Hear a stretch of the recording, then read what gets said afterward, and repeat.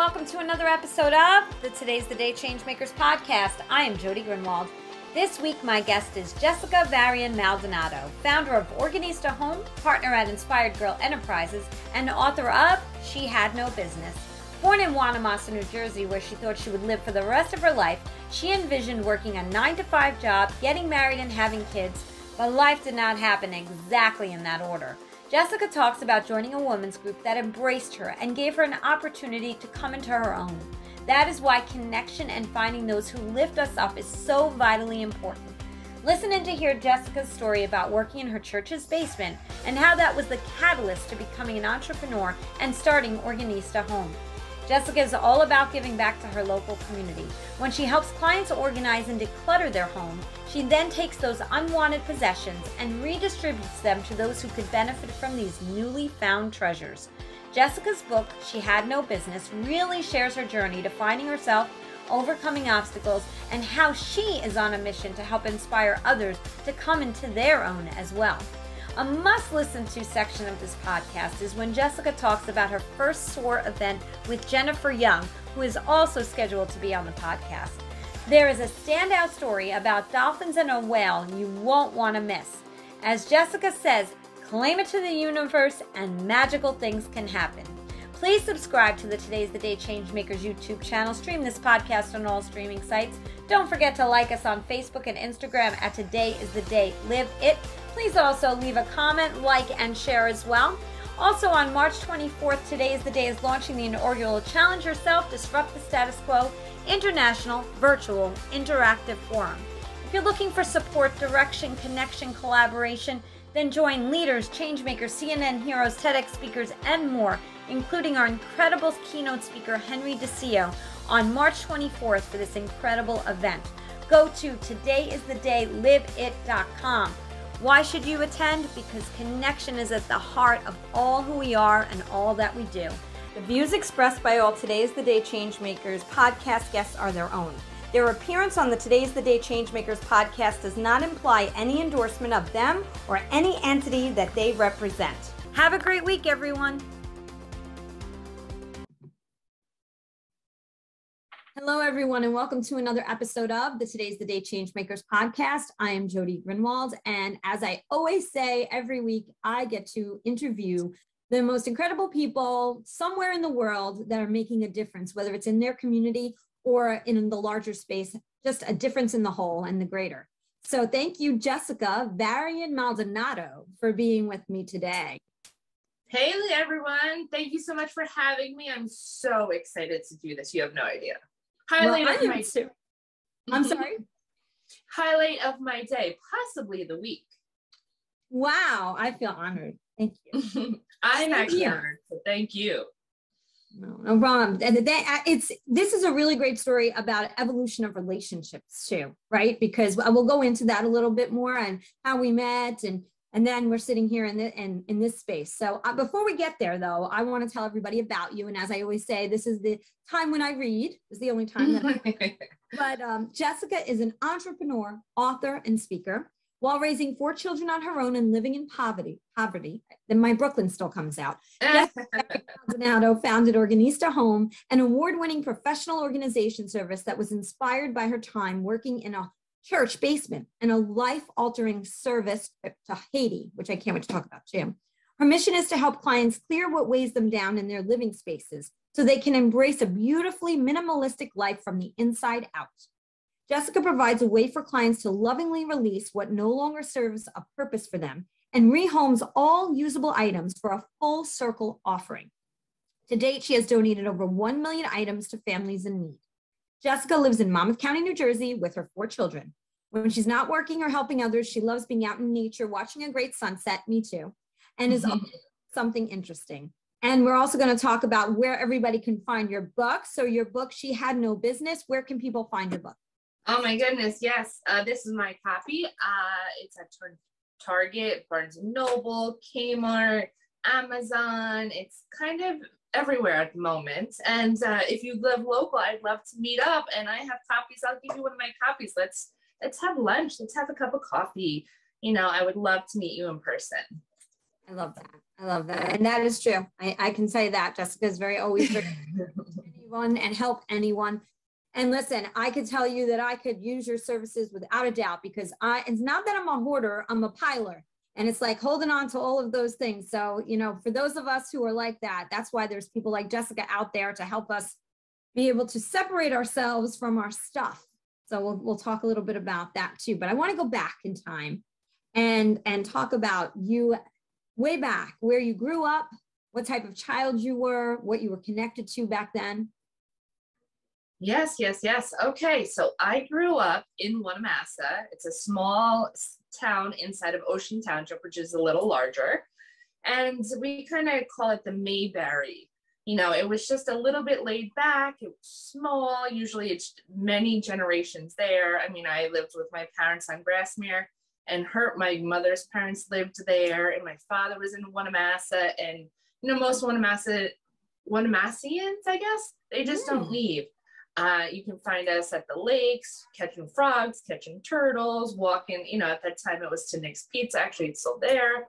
Or going to scoops, riding bikes. It was like a very homey town. It was, blue collar, run of your mill. You could catch people at Park Boulevard or Winnemassa School after school, just hanging out. It was, it was a wonderful childhood. We didn't have a whole big means, but we had enough. We didn't know we weren't, extremely, lacking in any sort. Because, I had my brother, I had my sister, and they had their friends, and Grassmere was the spot. I mean, if you were in Winnemassa and you wanted to, catch up with people, Grassmere Avenue was where you're going to be. So we were outside playing stickball, kickball, manhunt at night. But when those street lights came on, you knew everybody had to go home. So that was like the indicator. So it was a phenomenal childhood. My parents took us to parks. So I was at Shark River Park, and we would dread going there because we'd be there all the time. But looking back, my parents didn't have a lot of means. So that's just kind of what we did. We hung out, we walked through the bridge. I call it the Troll Bridge. And we just really connected in nature. And, growing up, I was like, oh my goodness, I'm done with this. But then as I had children, guess where I was taken up? Shark River Park, so it's interesting that circle.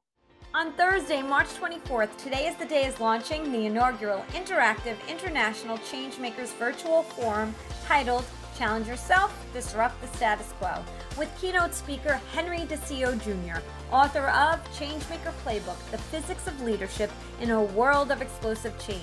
Join CNN Heroes, TEDx speakers, authors, a former FBI agent, executive producer and writer of a TV show, CEOs, founders, entrepreneurs, and more, sharing their expertise on topics that matter. Thank you to Investors Bank for being the Catalyst for Change sponsor, and to the NJBIA for being a scholarship sponsor. Also, thank you to our Inspired Change sponsors, Design 446, Andrea Plaza LLC, Colella Communications, Society for the Prevention of Teen Suicide, Hamilton Area YMCA, Ridgewood YMCA, and the Food Bank of South Jersey. To purchase tickets and to learn more, go to todayisthedayliveit.com. Are you ready to create new connections that will help you on your changemaker journey? It's incredible how that always happens, right? We always say we're not going to do what our parents did. We're not going to go where our parents took us. And then it's just natural and sounds like a beautiful spot. And even though it might have been something that you did a lot, like I used to go to the mall a lot as a kid. We didn't have a lot of money. We didn't have air conditioning. So the mall in the summer was the place to be. Meanwhile, growing up, I still go to malls. Most people don't even go to malls anymore, so I'm still going to malls. I think it's just what we get used to, but it does sound like a beautiful space. When you were young, were you more of an outgoing like you are now person, or were you more of an introvert? I have to say, I'm the oldest of three. So I have my brother Timmy and my sister Tara, and there's three of us in the span of 4 years. So, and of the three of them, I'm the most outgoing growing up, but I wouldn't actually be considered like an extrovert till later in life. But I had to for them, because I was the protector. I was the oldest. I was the one that you heard a creepy noise and you had to go see, or, things like that. So I can't say that I was an extrovert back then, but I kind of grew into that position as I grew older, other than just being the bigger, older sister. So what do you think made that happen? Well, really, I kind of had a life-changing, I was 31 years old.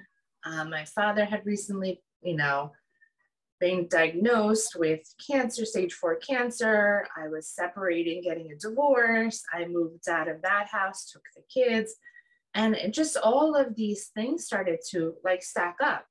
And I was on the phone. My marriage wasn't so wonderful at the time. And I come from a Roman Catholic background. My mother is one of 5, my father's one of 4, and there's no divorce on either side. And so that's an anomaly, if you think about it, 9 siblings. And we had moved into a home that we absolutely could not have afforded. So we were in that bubble. We bought a house, and then the bubble hit, and we made a lot of money in the house. So we bought the next house, but we really shouldn't have. So that was when they were giving mortgages to people that should not have ever gotten the mortgage for that amount. So at that time we were struggling, and then I started seeing, different sides, and I'm like, this doesn't feel right, like this relationship. And I was talking to a girlfriend in Florida, and she's like, get a divorce.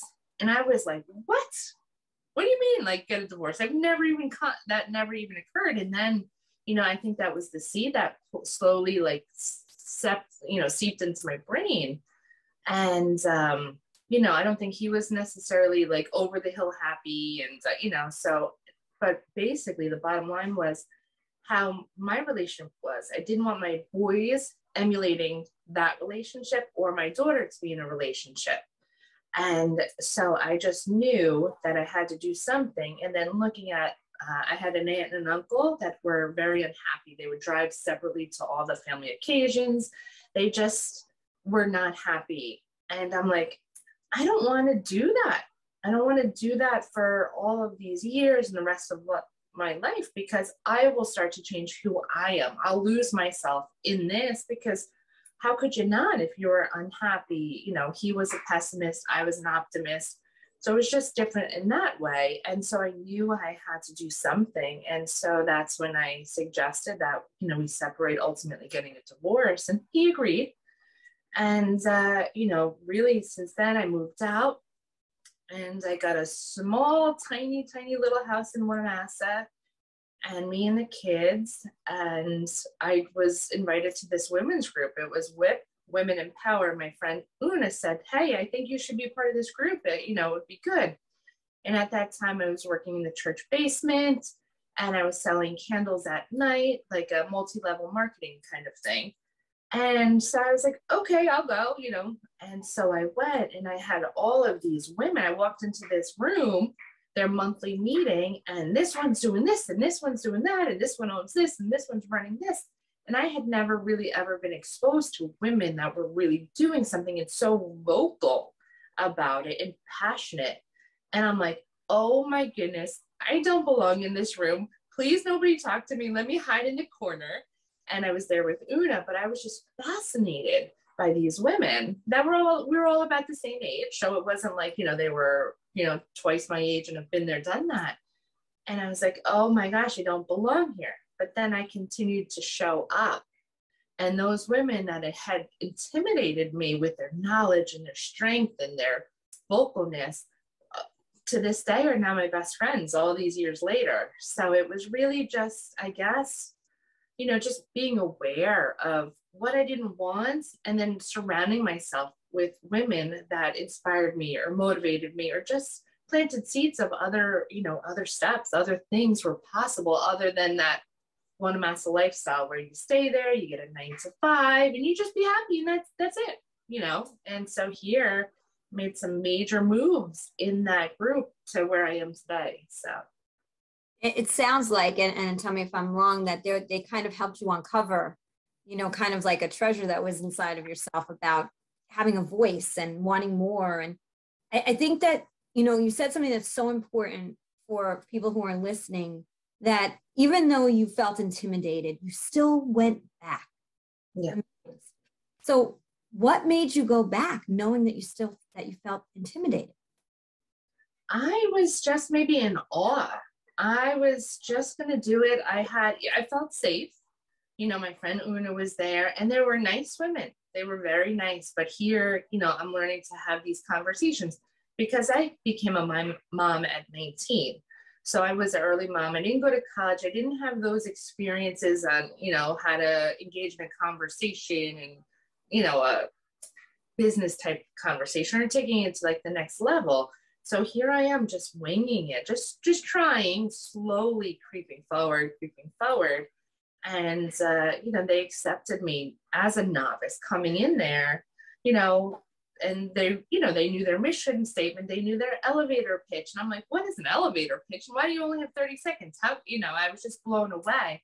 But they allowed me to grow and blossom in that group, even as me coming in as a newbie, very, very green. So. Yeah. And sometimes, there's a difference. There's two different types of uncomfortableness, right? That uncomfortableness that is not safe. So that's different. This is that uncomfortableness where you're like, if I stick with it, I can learn something. I may not feel comfortable, but there's something here that I need to learn from these women. I'm being put in this place. And I have to say that to be so true on this side, because we met, Whip turned into Wings. Yes. And I had just gotten my certification to be a coach. And I was so green of how to express coaching, because coaching wasn't looked at as, still, this was like 5-6 years ago. It still wasn't looked at the way it's now looked at, very differently. And when I had to do I could do my 30-second elevator pitch on business, but this was something of my own. I remember feeling intimidated by the Wings group because everybody had their elevator pitch about themselves, and all of them are entrepreneurs. And I was just coming into that entrepreneurial journey, but I worked for other big organizations, but I wasn't there to talk about that. So I was on that side. Well, I was looking at you saying, you were coming in, you had it all together. Organista was growing and you were so super excited. We'll talk about Organista in a minute. And I was then on that side. So you see how just kind of like things change and turn. Absolutely. Absolutely. Without a doubt. Yeah, no, that is great. So now, when you were younger, what did you think you would be doing when you were an adult? Did you think you were going to get married and be a stay-at-home mom, or did you have plans to work and have a career? Sure. So I grew up, my mom had me at 16. So she was young. And I actually wrote all about this in the book. So everything is covered in there. But for her, it was get a 9-to-5, get a job, get married, have a house. And that's it. Nothing else. There's no more to it.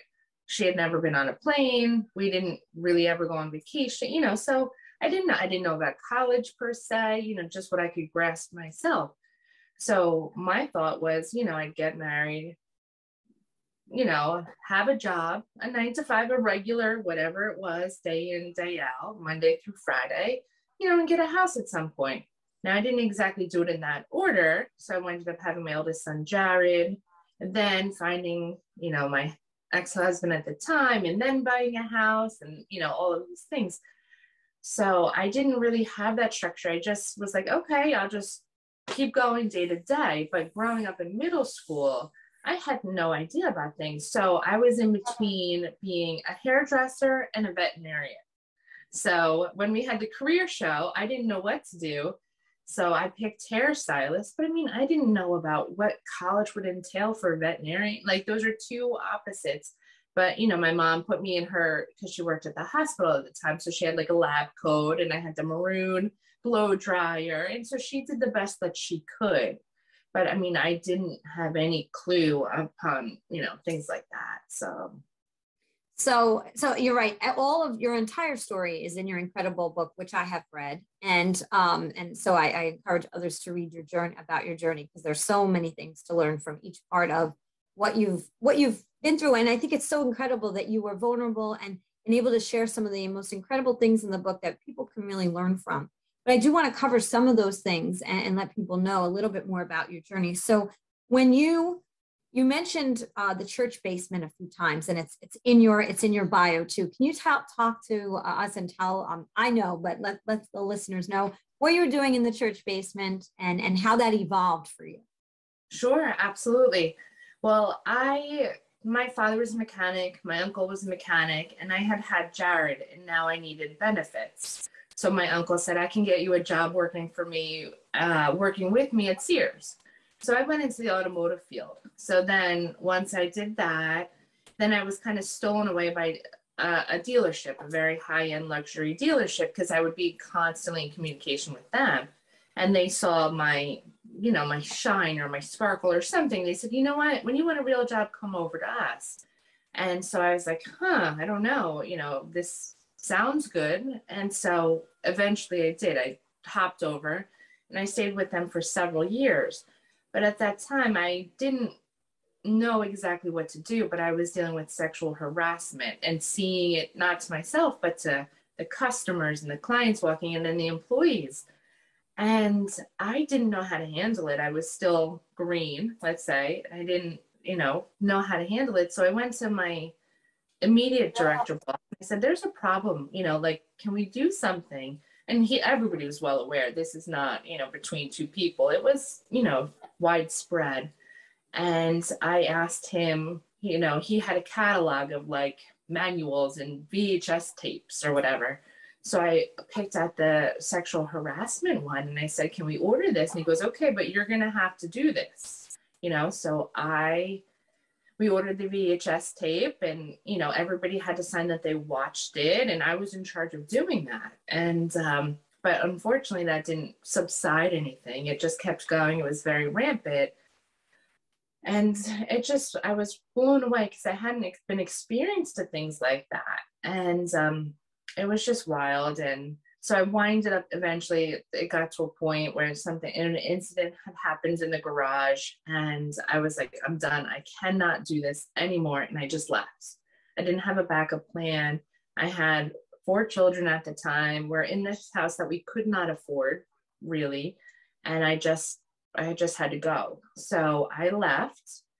And then maybe a few days after I left, because I figured I'd just get another job, so I went to Target and I went to all these places and I'm finding out that their starting rate was like $10 an hour. And at the dealership, I had commission and things like that. I'm like, what do you mean? I can't do $10 an hour. And they're like, you're lucky if you make that. And I'm like, oh my gosh, what am I supposed to do?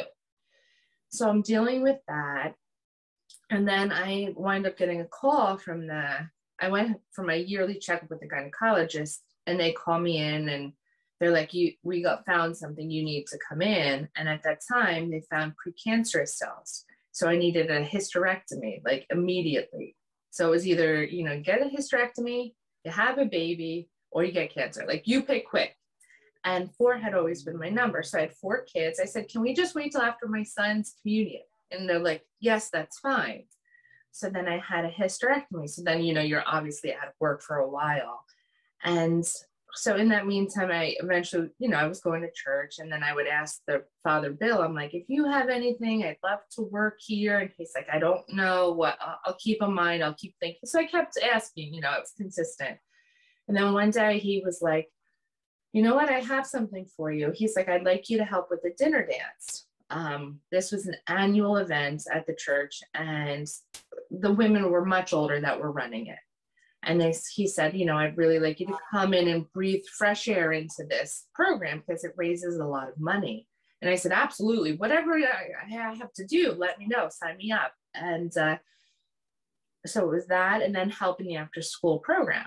So there I was using the yellow pages, soliciting for auction gifts. I mean, the secretary of the church had never seen so many envelopes, so many stamps go out, so many printed letters, but I wanted to do the best I could. I didn't know any better, so let me try. So, that dinner dance, we ended up having like twice as many attendees, like 3 times as many auction items, and we made far more money than we had ever made. And so I was doing that, and that felt really good, and I felt like home. And then I was also working after school program with the kids. It was a free program for the inner city in Asbury Park.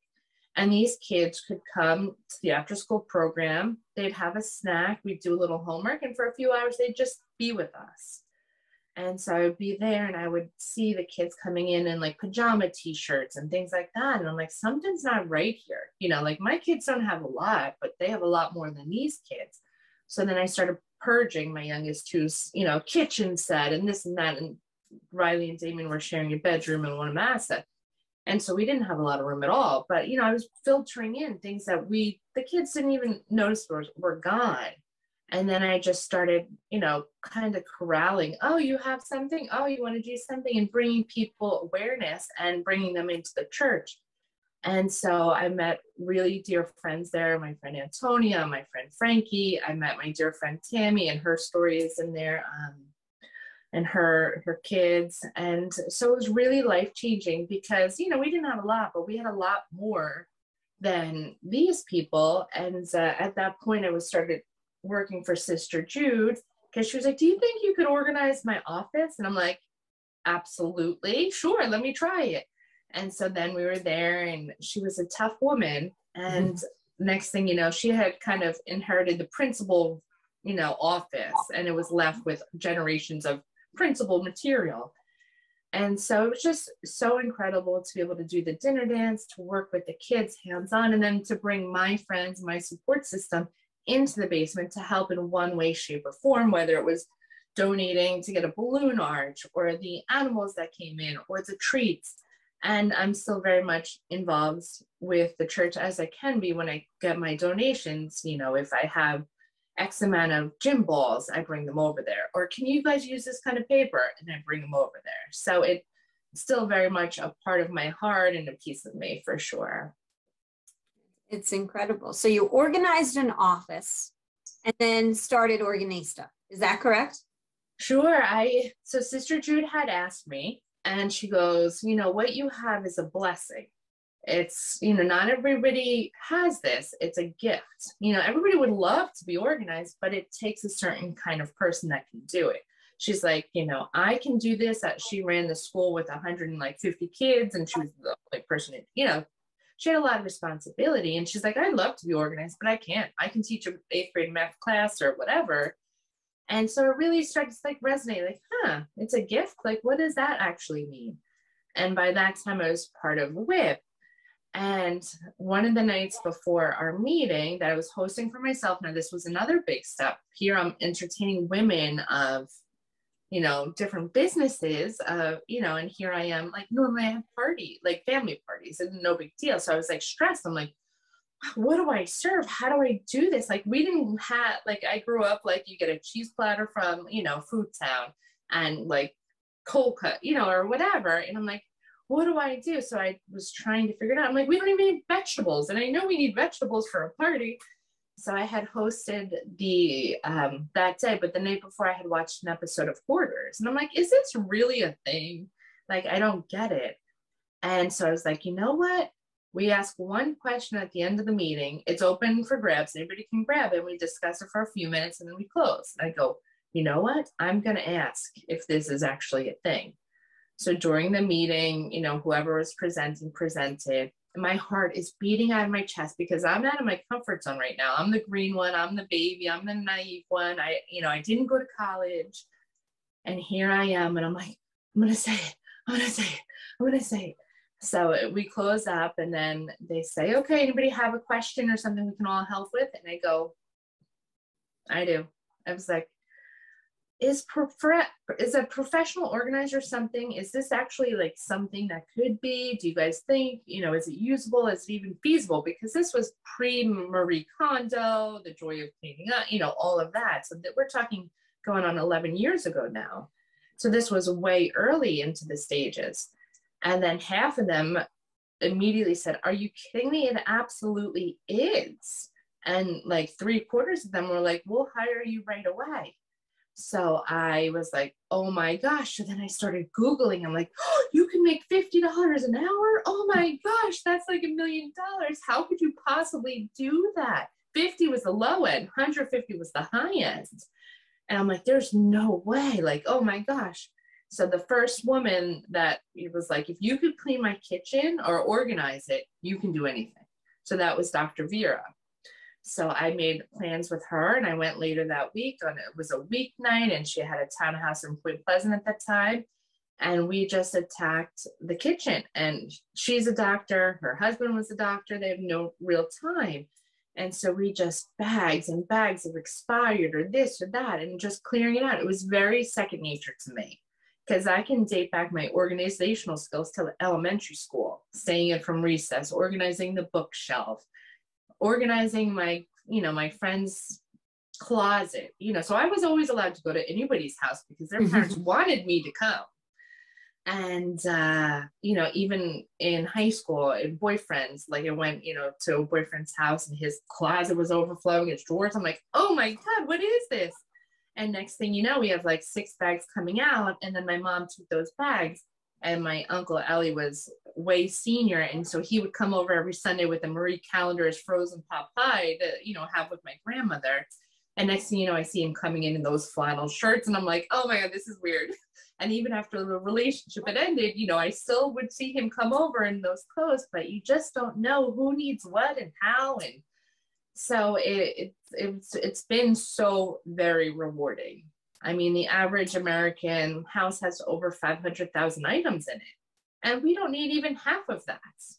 So I'm really passionate about that, is decluttering, because your life improves so much more when you have less. And then I take that good stuff and then I donate it locally. For example, I just got 8 bags of clothes and 2 bags of shoes from a beautiful woman in St. Falls who just doesn't have time. And she wasn't wearing anything. So she basically got rid of everything because she's like, I don't need any of this. I haven't worn it in so long. And then I just got a call about a woman who's here from another state, 2 kids, and they're living in a hotel in Seaside. And it happens to be her size. So I'm going to coordinate with her in the next few days to get those clothes over to her, because she came with, maybe 5 outfits and that's it. So it's amazing what your things that aren't very, you don't care about could do for another person. I think what's also amazing, Jessica, is that it was somebody, and I really, really, I believe in this so much, that when you have one person, besides the fact of believing in yourself, that always is so important. But you had that one person who you said she was tough, right? You said Sister Jude, right? So yes, she was tough, but she saw a light in you that connected you, and she was the catalyst that gave you that push to think about it. You were, you didn't get there yet, but it was a thought. So but you were present. You allowed that thought to come and stay and kind of go over in your mind to then bring it to it. And it's about, being present. It's about also being a little bit uncomfortable in a safe place, but just being uncomfortable. And then if you didn't do any of these things, you wouldn't be here today. One different turn would have changed your entire trajectory. I can't even say that word, trajectory, but it's so true. And now, because of that one turn, you are affecting so many people's lives positively by being able to give back, the clothing, the goods, the all of those things. But also talk a little bit about too, people get very attached to their goods and their things, and they want, so have you had to deal with like basically pulling things out of people's hands? Like, no, you don't need this. Let's get rid of this. Like, how do you work with people who don't need what they have, but that offloading it is really going to be helpful for them? Yeah, no, absolutely. I've worked with a plethora of different types of people. I have people that get gift certificates from my company. So those are generally the toughest because they didn't choose that gift per se. They were, hey, I think you could use this, hire her. So I've gone into places, and it generally is a very slow process, and they're very slow to give it up. They want their stories to be heard, and they just want that time. And you know what? We don't get as much, as many things from them, but that's okay. I plant seeds along the way. What is the percentage that you'd like to see cleared out of your living room? Is it 10%, 25, 50%? And it just plants those seeds like, hey, I never thought, well, what is the percentage? Half and half? And so I remind clients of those percentages. I work with clients all the time. I just did a garage not too long ago, I'm like, well, where do you see yourself? What's the percentage you want cleared out? I know your next step is here, and we're not going to bring all of this stuff. So what's the percentage? He goes, 50%. And we started working for the first, hour or so. And his choices were not reflecting those numbers. So I said, I had to say, okay, let's hold up for a second. And, I know what your goal is, but looking at these piles, we're not going to get there for your ultimate goal, which is to move with less and, things like that. And so we just had that moment. And then he was like, you're right. And then he changed his mind, he changed his ways, and we really started to. So it's really just having that cheerleader, that reinforcement, like, hey, this is what you want to better yourself, your situation, your relationship, whatever. And so it's really like that. And then people that are super attached to things, I don't pull anything out of their hands. If they're going to fight me, well, we'll table it for now, but let's come back to it. So if I come back and see them in 6 months or a year, and, that book is still sitting exactly where we left it, maybe it's time to reconsider. And they're like, you know what, you're right. So it really has to be their call, but I remind them of what their goals are, the long-term goals are, and how they can positively affect those in need. So that really helps too, knowing that I'm just not dumping this stuff in the landfill. It goes and rots there for, eternity. It's, hey, I'm going to take those clothes and I'm going to bring them here. I'm going to take those toys and I'm going to bring them here, or, X, Y, Z, it just goes on and on. So that really helps people relinquish. And sometimes to the point where, my clients are like, please just take it. They're the opposite. They 360 it and they're like, no, take it all. I don't want anything. So I've seen, the transition. They just need that relatable person that's been there, has seen that side. Because, when you hear of the less fortunate, it's somewhere else. It's not here. It's right. So I've been there. I went to Haiti on a rescue mission. I raised a bunch of money, and then they asked me to come and see. And on the way there, we took medical supplies. So when I was working with clients, we just kind of kept Band-Aids, scissors, blood pressure cuffs, anything from clients. And they heard what I was doing. They're like, here, take it all, take more. And, here we took it, around, halfway around the world after the earthquake to help these people. And, it was just huge, huge, huge, huge. Yeah, I encourage anyone to read Jessica's book and hear about her trip to Haiti and all the incredible work that she's there. What made you write the book and share? I mean, being vulnerable is never an easy thing, right? Because we always fear judgment and things like that. What made you write the book? I'm going to ask a two-part question. And how did you let go of worrying about what everybody or anybody thought? Sure, absolutely. So I have been through a ton of trials and tribulations and all kinds of things, being a single mom, a sole supporter of 4 kids, and just trying to have to figure it all out. I mean, we had the water shut off. We, had to be an adoptive family. We had to be on the receiving end of that. I've been through so many different scenarios, and I kept showing up and kept getting there, and with faith and courage, and things would work out. So I was presented with an opportunity. I run this, I'm co-founder of SOAR Women's Symposium, and the co-founder who I had gone to is a dear friend of mine. We had met. I was writing a book, a different type of book, and I just messaged. I got connected with a random woman in Wanamassa, and she was a published author. And I reached out to her and I said, can you meet with me and my friend? Because we kind of wrote this book and we want to find out what you were thinking. And she's like, yeah, okay. So we met her, but we wound up becoming friends, Jenn and I. So all those years ago, I reached out to her because I was like, maybe she could guide us. And it turns out we were doing it all wrong. And we never completed that book.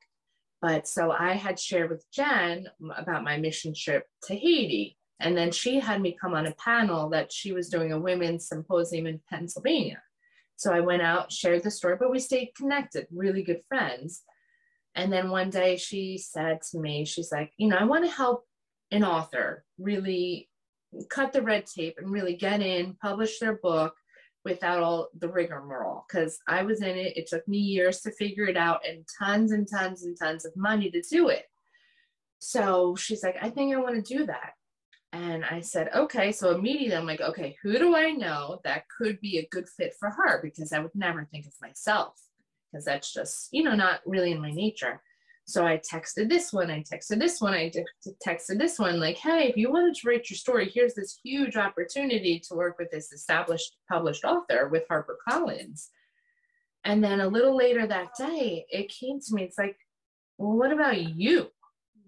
You've been through all these stories. Your stories could help others in similar situations, because, you've seen some hairy things and you've been, you've had some low points.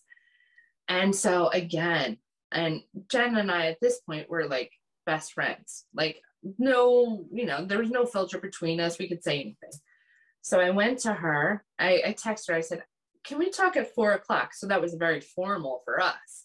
And I was just like, again, my heart was racing. Like, who am I to even think that I would do? Why would anybody want to do that?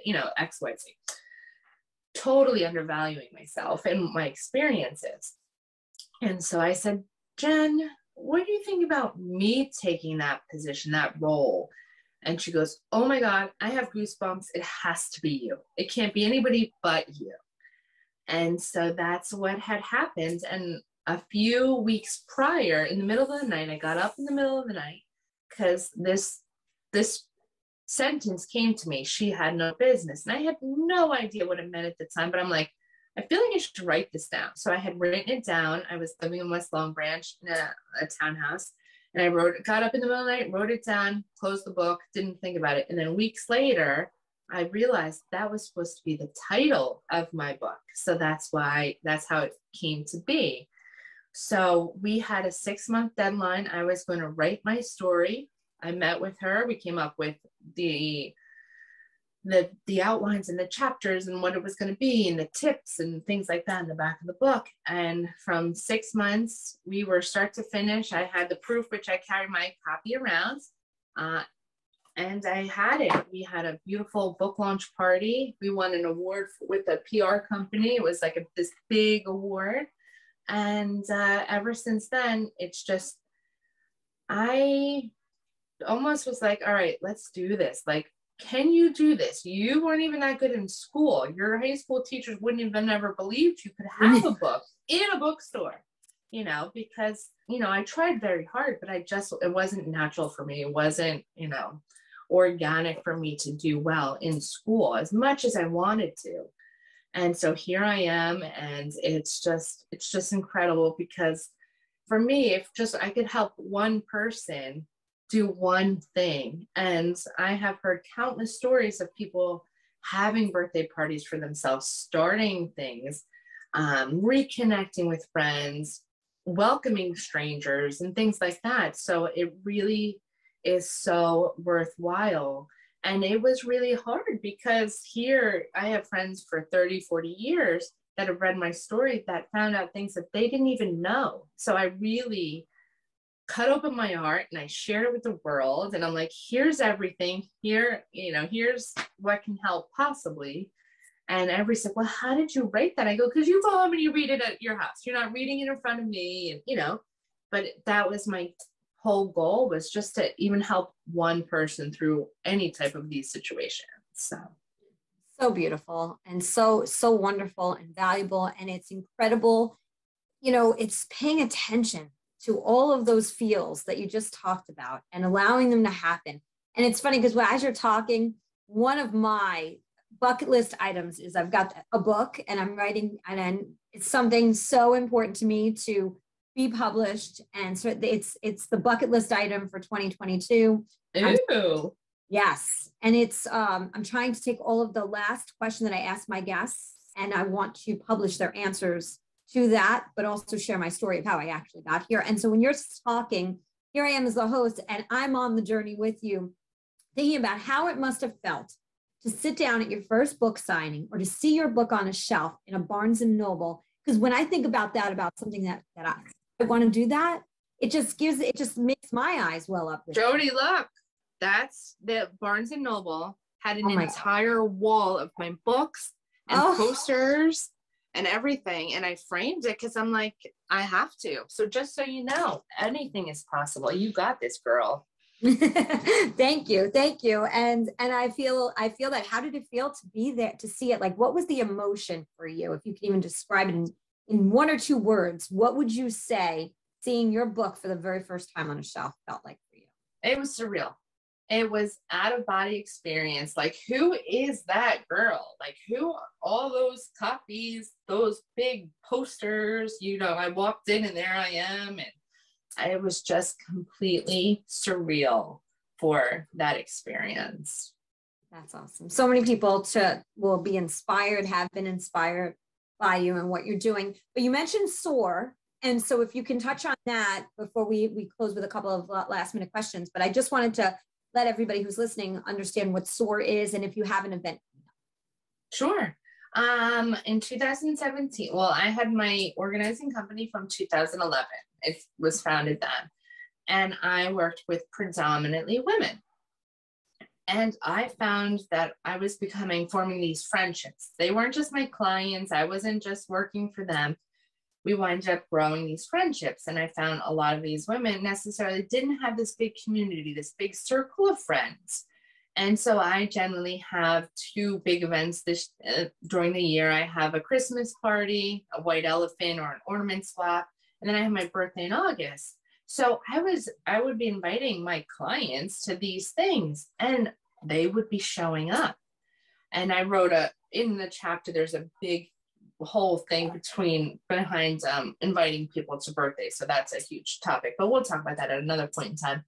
But I was inviting these strangers, to my birthday, but they would come in and then they were connecting with other women and they were growing friendships. So these women that I found that were, didn't really have those connections, those friendships, were now becoming friends with my friends.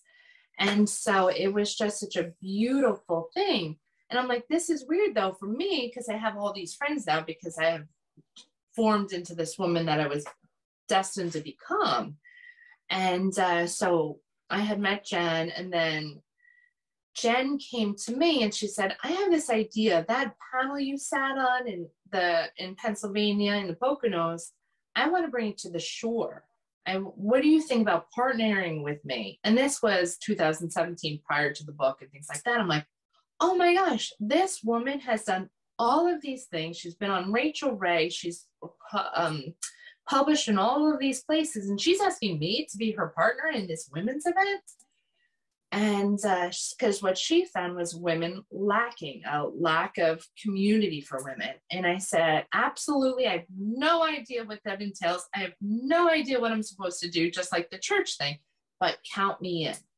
And so it took us a little while to get it rolling, but we wanted the same thing. We wanted women to come together for a day, to connect, to be motivated, to inspire. You didn't have to have a business. You didn't have to have a company. You could be a stay-at-home mom or just, unemployed, to a CEO. We wanted everybody to gather together.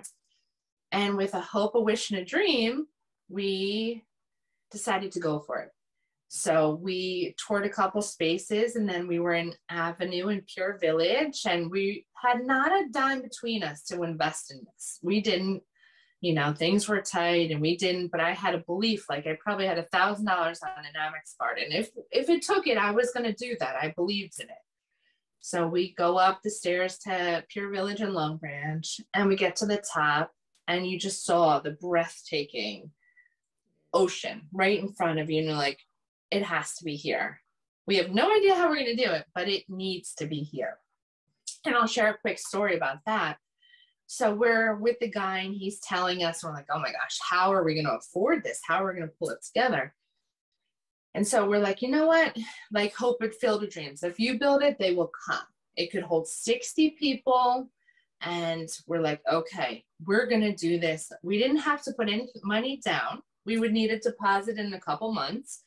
And so we're like, all right, let's do it. So we picked the day. So I'm teasing with the guy that's showing us the place. I go, well, I want the dolphin package. And he goes, well, what is that? I go, well, I want dolphins frolicking outside SOAR for when the ladies are like facing, the ocean. And he goes, well, like, oh, that's pretty funny, He's like, well, there's dolphins in the ocean, but I don't know, I can't, whatever. And he laughed it off. So SOAR starts, we sell out all 60 chairs. We have sponsors. We're doing it. You know, this is happening. So we open it up, and all of a sudden I hear all of this commotion, and everybody's outside on the rooftop deck. I'm like, what's going on here? You know, so I go out there. There are pods of dolphins frolicking outside. And not only that, there's a whale that keeps breaching. So this goes on for an hour and a half. We have video footage. I mean, so then we open SOAR, and I'm like sitting back in my chair, like, I manifested dolphins. And I got a whale too. So it was just sitting back and soaking in that moment. But yeah, so since then we've had 6 SOARs. We've sold out every single one. We have people, we usually sell out half the SOAR at that SOAR we currently have for the next one. So next October, we're still finalizing the location because it's really meant for an experiential day, not just, you know, a very businessy thing. Right. And so just if you have a dream, if you have an idea, if you see a need, just go for it. I mean, you know, we landed the location, we paid for it. We made a little bit of money, nothing insane. We made a little bit, but that wasn't what we were doing it for. It was a heart-centered, you know, job for us. And it continues to be that. So we pull it together and we throw these events just for women to bring back, especially after COVID. We just had one in October in Freehold at Orem. And the theme was joy. And we had to postpone it like 3 times because of COVID, but we got everybody back together. We had a DJ, there was dancing in between the breaks. People were connecting, and it was so wonderful because you don't know how bad someone needs something until you get that text, like, you have no idea what that day did for me. And it's, you know, it's an investment in time. A woman has to take a day off. It's a weekday morning. And then to purchase the ticket. So it's really a woman saying, I'm worth it. I'm going to go figure this out. We had a woman come up from North Carolina and invite 3 friends. So it's just so rewarding. So if you have a thought or an idea, go for it. Totally.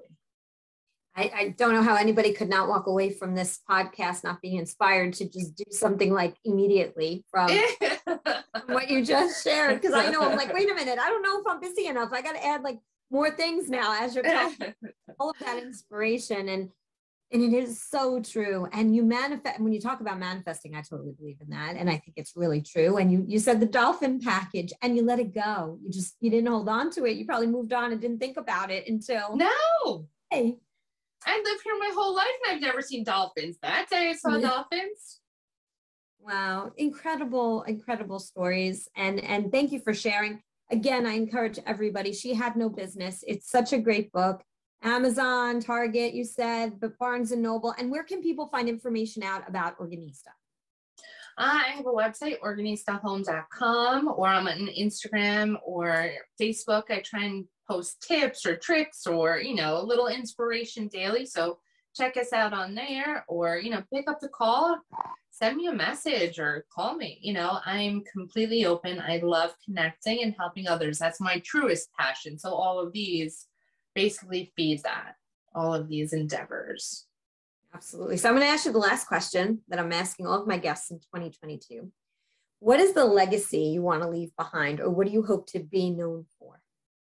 Well, it's funny that you asked that, because I actually did an entire talk at SOAR Detour in Red Bank about that. I wrote my own obituary and I read it too. So what I did in this SOAR, so what I did was I wanted to make sure that I was living what I wanted to be seen as, and it wasn't offline, and it was, similar. So what I did was I asked 5 people that knew me in SOAR to stand up and come say a sentence or 2 about me to the entire room at Detour Art Gallery. So I was gambling here. And so I had 6 women actually insisted on coming up and just saying a little bit about me. And then I decided that I was going to read the obituary I wrote for myself to see if I was in alignment with how others saw me. And thankfully it worked, because it was in alignment. And then I asked everybody to write your obituary and to see if you were living that path. So everybody took it home like, wow, that was hardcore. Like, so I will read you my obituary. Yes. I already wrote. Now, since the book came out and since that's sore, I am recently married. So my husband, Freddie, is not in here, but that would be tweaked a little bit. So it says, Jessica Varian was a kind and generous soul that loved to help others, volunteered often, some say daily. She took chances through great parties and events, was a great friend, gave talks about topics that were close to her heart, hoping to help others, wrote a killer memoir that hit the New York Times bestseller, still working on that one, cared a lot about many, founded Organista Home and co-founder of SOAR Symposium, and created her first philanthropic foundation, all with just a high school degree, raised 4 wonderful children, Jared, Noah, Riley, and Damien, that are living examples of her honor. Her simple quote was, be good, do good. So there is my obituary. So there you go. And your legacy that you're living, right? Because that's the thing, it's so important. I love what you did there. Are you in alignment with what you want to be remembered by? And that's exactly why this year I'm asking that question. Last year's question was, if you knew then what you know now, what would that be, right? So learning from a past experience.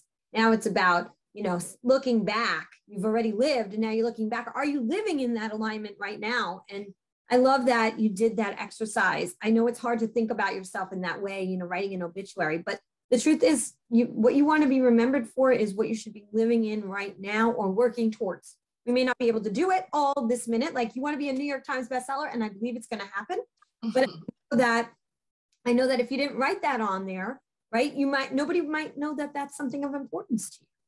Yeah, absolutely. So, and anything else that you want to share before we head out? And I hope you'll come back and you'll give us updates and you'll be a part of our Changemakers Forum for 2023. So I'm excited about all of those things. Oh, absolutely. I can't wait. This book came out in 2019. I was crushing on book signings and things like that. So it's been a few years and, I'm thinking about what to do next time-wise.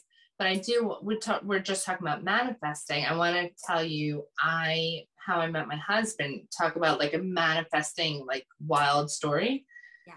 So I was online dating, and I was going to meet with Jenn and this gentleman named Mike.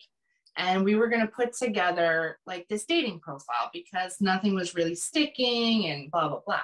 So I was like, what the heck? Why not? I'll just try anything. So he said, but my only fee is a bottle of wine.